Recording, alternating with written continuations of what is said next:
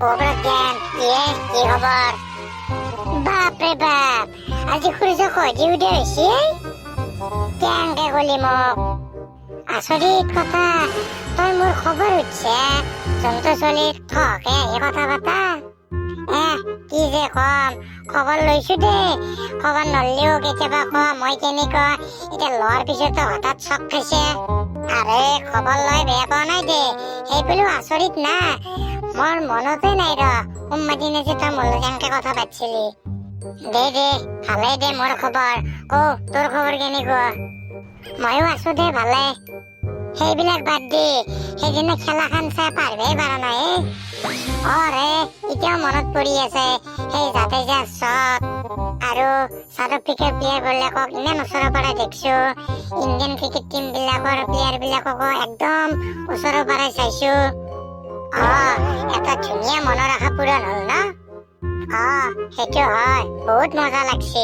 সেইকাৰণে সময় সুবিধা থাকোতে এইবিলাক খেলা উপভোগ কৰিব লাগে। ৰাহুল সঁচা কথা কৈছে কিন্তু। কি কৰি আছা? হঠাৎ কৰিব পৰা উল্লি? বাপৰে বাপ, যদিও পৰা তো দেখা পাই আছো ৰ কাষক লাগি। সেইবিলাক বাদ দি এটা কথা গম পাইছে নাই? গুৱাহাটীত কালি নতুন বিমান বন্দৰটো মুকলি কৰিব, নতুন টাৰ্মিনেলটো। মই শুনিছো নতুন টাৰ্মিনেলটো কালি বোলে অপেনিং কৰিব। মই শুনিছো কালি অপেনিং হব। কি ক, ইমান জলদি বনোৱা হৈ গেল? ক'ব গ'লে বেংগলৰ দৰে এয়াৰপৰ্টটো বনাইছে। বিমান বন্দৰৰ ডিজাইনটো কপৌ ফুলৰ ডিজাইনৰ লগত তুলনা কৰি বনাইছে। আৰু ভিতৰৰ ইণ্টেৰিয়াৰ ডিজাইনটো কি ধুনীয়া, আমাৰ অসমৰ বাহিনী বনাইছে। কি কোৱা? এই চাব যাব পাৰিলে ভাল আছিলে। মই তাকেই ভাবিছো। আৰু কালি গোপীনাথ বৰদলৈৰ মূৰ্তিটো উদ্বোধন কৰিব। সেইবিলাক বাদ, কালি ৰেডি হবি। আমি ইয়াৰ পৰা 11টা মানত যাম। দে ঠিকে কৈছে দে, কালি ৰেডি হৈ আহিবি, একেলগে ওলাম। অকে ঠিকে আছে দে। বল এতিয়া ঘৰত যাই থাকো বল। দে যাই থাকো বল।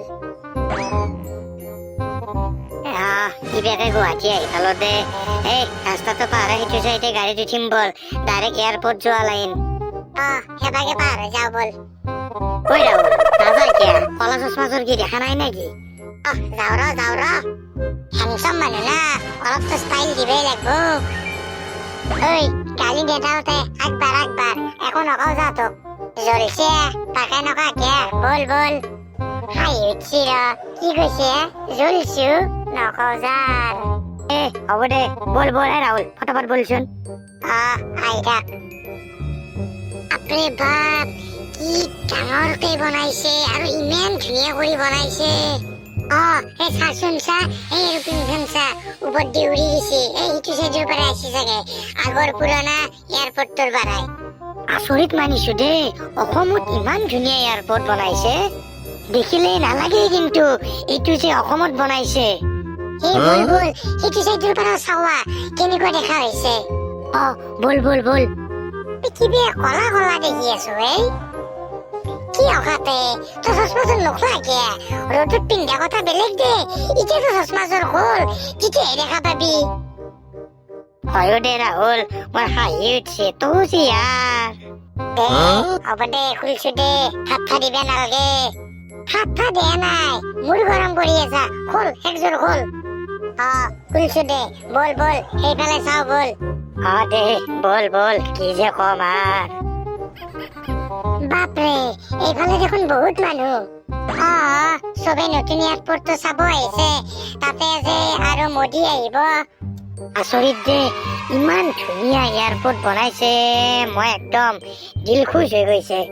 সঁচাই দে, ধন্যবাদ দিছো চৰকাৰক, ইমান ধুনীয়া বিমান বন্দৰ এটা বনাইছে, নতুন বিমান বন্দৰ। সঁচাই কৈছা কিন্তু, ধুনীয়া বনাইছে।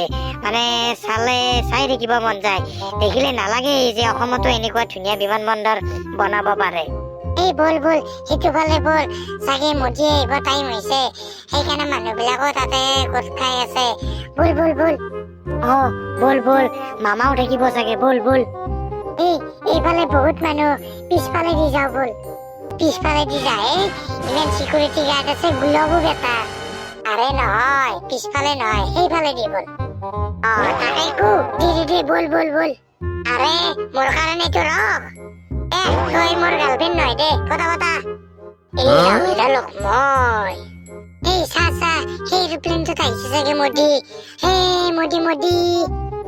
কেন কইছে তখন মোদি আই নামবে তো দি হে সাসা হেতু সাইডৰ পৰা আহিছে দে এটা কথা ইকে যদি মুড়ি আগলাগি চাই থাকা না শেষ কিন্তু এই জামত না মুড়িক চাবা পাবি না ইয়াৰ পৰা ওলবা পারবি রাতে 11টা বাজি যাব কিন্তু ফার্স্ট টাইম হলে কিন্তু ভাল কথা কৈছি সেইটো হয় আমি এনেও আগত যাবা নৰো তাতে মিটিং কৰব তাৰপিছত ৰোড শো কৰব ইয়াৰ পৰা যাই থাকো বল নহলে ইয়াতে জামত ফুসি গেলি শেষ আমি চালো এইটো ইমান ধুনীয়া বিমানবন্দৰ সেইটো হয় দে ইয়াৰ পৰা যাই থাকো মোদী দেখছো বহুত দিন কোন দিনে দেখলি তই আরে লোকসভা ইলেকশনের টাইমত ভাষণ দিবা আছিল না তেতিয়াই দেখছো তো ইলা বাদ দি বল এই দেখা নাই কিমান পুলিশ আছে বল বাদ দি এতিয়া কথা বাতা বল এই হেপাকে গাড়ীত উঠি যাও নহলে একবার জামত ফসলি শেষ কিন্তু বল যাই থাকো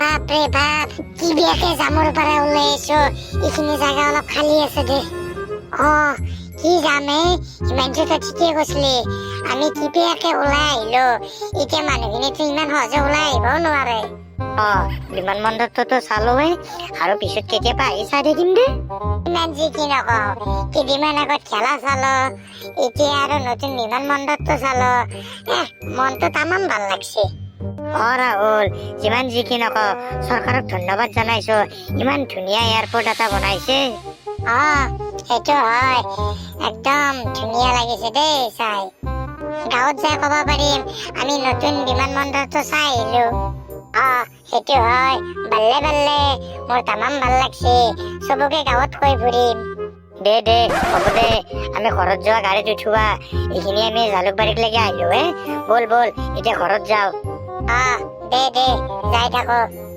দে ৰাহুল চশমাযোৰ পিন কিয় খুলি দিলি চশমাৰ নাম নলবি তোনৰ কাৰণে খুলি দিছো দে বাছ আছি বল তাৰ মুখখন নাচাকে কলা পৰি গেছি দে যাই থাকো বল ওকে ফলো মি